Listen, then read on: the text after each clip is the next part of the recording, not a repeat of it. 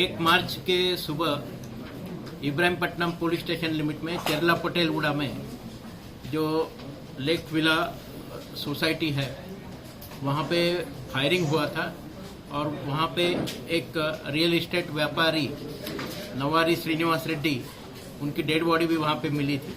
उस फायरिंग में और एक शख्स कोमट रेड्डी राघवेंद्र रेड्डी इनको बुलेट इंजरी थी तो उनको 108 एम्बुलेंस में बीएन रेड्डी नगर वनस्थलीपुरम में भृंगी हॉस्पिटल में एडमिट किए थे। वहाँ पे 3 घंटा ट्रीटमेंट के बाद उनकी भी वहाँ पे डेथ हो गई। एक केस में इमीडिएटली हम लोगों ने हमारी जो क्लूज टीम है, डॉग स्क्वाड है, उनको भी बुलाया था। साथ साथ स्पेशल ऑपरेशन टीम, हमारी आईटी सेल, स्पेशल ब्रांच, इनको भी लोकल पुलिस के साथ में स्पेशल टीम के तौर पे हमने वहाँ पे बुलाया था। और उस एरिया का सीसीटीवी फुटेज, उस एरिया में जिनके ऊपर शक है उन लोगों के फोन के सीडीआर, साइंटिफिक इन्वेस्टिगेशन हमने पिछले 48 आवर्स में किया है और उसी का नतीजा एक केस हमने डिटेक्ट किया है। इस केस में हमें मालूम हुआ है कि ये जो सोसाइटी है वहाँ पे हाल ही में श्रीनिवास रेड्डी ने कुछ 14 एकड़ लैंड उसका बेनामी कृष्णा करके उनके नाम पे लिया था और वहाँ पे एग्रीकल्चर करने के लिए उसने डेवलपमेंट स्टार्ट किया था जेसीबी वगैरह लाके। और वहाँ पे उससे पहले मत्ता रेड्डी करके, मेर रेड्डी मत्ता रेड्डी करके, जिसके 8 प्लॉट्स है, वो मेर रेड्डी मत्ता रेड्डी की बात वहाँ पे ज़्यादा चलती थी। श्रीनिवास रेड्डी वहाँ पे आने के बाद मत्ता रेड्डी का थोड़ा सा इम्पोर्टेंस कम हो गया और मत्ता रेड्डी को श्रीनिवास रेड्डी ने 3-4 बार वहाँ से धमकी भी दिया कि तुम यहाँ से निकल जाना करके। वही दिल में रखते हुए मेर रेड्डी मत्ता रेड्डी, जिसका ओरिजिनल नाम मेर रेड्डी अशोक रेड्डी है, जो मुप्पाराम विलेज निडमानूर मंडल नलगोंडा का रहने वाला है, यहाँ पे चैतन्यपुरी में इमिटेशन ज्वेलरी का वो बिजनेस करता है अपने वाइफ के साथ में। इसने अपने गेस्ट हाउस में काम करने वाला एक ख्वाजा मोइनुद्दीन के जरिए, वो ख्वाजा मोइनुद्दीन का मामू रहीम करके, उसके बिहार में कांटेक्ट है। बिहार से मुंगेर जिला से इन्होंने 2 7.65 mm पिस्तौल एक्स्ट्रा मैगजीन के साथ वहां से खरीद कर हैदराबाद लेके आए। और ये ख्वाजा मोइनुद्दीन ने बताया मैं अकेला ये काम नहीं कर सकता, तो ये ख्वाजा मोइनुद्दीन ने अपना एक पुराना दोस्त जो सिद्दीपेट में इसके साथ में फैब्रिकेशन का काम कर रहा था, उसका नाम है बुरा भिक्षापति या बुरी भिक्षापति। ये बुरी भिक्षापति को वहाँ पे बुलाया। 28 फरवरी को 28 उन्होंने वहाँ पे कोशिश की बट वो लोग सक्सेस नहीं हुए। तो फर्स्ट के दिन वो लोगों ने बिल्कुल प्लान करके एक मोइनुद्दीन जो है, ख्वाजा मोइनुद्दीन एलियास मोइन, ये रोड में उन लोगों को लिफ्ट मांगने के लिए खड़ा रहा। जैसे ही उन्होंने व्हीकल स्लो किया, ये ख्वाजा मोइनुद्दीन ने सबसे पहले उनके ऊपर फायर किया। फायर होने के बाद श्रीनिवास रेड्डी ड्राइवर के सीट से उतर के जब भागने लगा तो भिक्षापति ने उसको चेस करके उसके ऊपर फायर किया और पिस्तौल के बट से भी उसके मुंह पे और सर पे मार के उसका वहाँ पे स्पॉट पे मर्डर किया। ये सब होते हुए देख के जो कोमट रेड्डी राघवेंद्र रेड्डी वो खुद ड्राइवर के सीट पे आके वो व्हीकल चलाने लगा तो उसके ऊपर एक मोइनुद्दीन, ख्वाजा मोइनुद्दीन ने फायर किया। उसके चेस्ट में एक बुलेट लगी थी। वैसे ही 500 मीटर तक वो ड्राइविंग करते करते आके रोड के लेफ्ट साइड में व्हीकल बैलेंस ना होने से उसकी व्हीकल वहाँ पे रोड पे फंस गई और वैसे ही स्टीयरिंग पे था। लोगों ने देखने के बाद उसे बीएन रेड्डी नगर भृंगी हॉस्पिटल में एडमिट किया था। वहाँ 3 घंटे के बाद उसकी डेथ हुई थी। ये पूरे इंसिडेंट के बाद इमीडिएटली ये दोनों भी वहाँ से फरार हो गए। फरार होने के पहले उन्होंने मत्ता रेड्डी को ये कैसा कैसा किया हमने उसकी पूरी जानकारी दी थी। मत्ता रेड्डी ने उनको कुछ पैसे भी दिए थे करके हमें अभी मालूम हो रहा है। इस घटना के बारे में वहाँ पे कुछ हमें जो सीसीटीवी फुटेज मिला, कुछ फोन के कॉल मिले, उसके जरिए हमारा शक जो है इन लोगों पे पक्का हुआ था।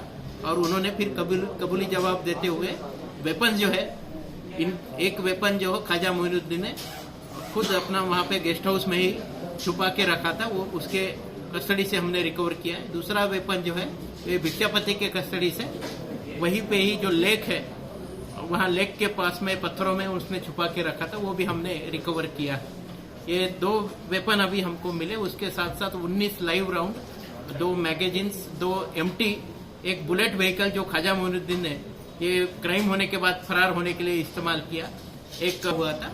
और उन्होंने फिर कबूली जवाब देते हुए वेपन जो है, एक वेपन जो ख्वाजा मोइनुद्दीन ने खुद अपना वहाँ पे गेस्ट हाउस में ही छुपा के रखा था, वो उसके कस्टडी से हमने रिकवर किया है। दूसरा वेपन जो है ये भिक्षापति के कस्टडी से वहीं पे ही जो लेक है, वहाँ लेक के पास में पत्थरों में उसने छुपा के रखा था, वो भी हमने रिकवर किया।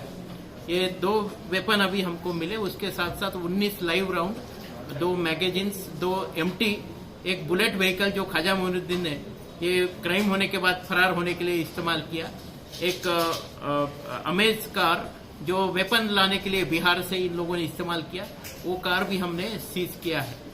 ये पूरे केस में जब हमने स्टडी किया तो हमें मालूम हुआ इस केस में जो शख्स जो नवारी श्रीनिवास रेड्डी और कोमट रेड्डी, राघवेंद्र रेड्डी जिनकी डेथ हुई, ये दोनों के ही क्रिमिनल रिकॉर्ड से इससे पहले राघवेंद्र रेड्डी को एक मर्डर केस में लाइफ इम्प्रिजनमेंट की सजा हुई थी और श्रीनिवास रेड्डी के खिलाफ भी 3 मुकदमे दर्ज हुए हैं।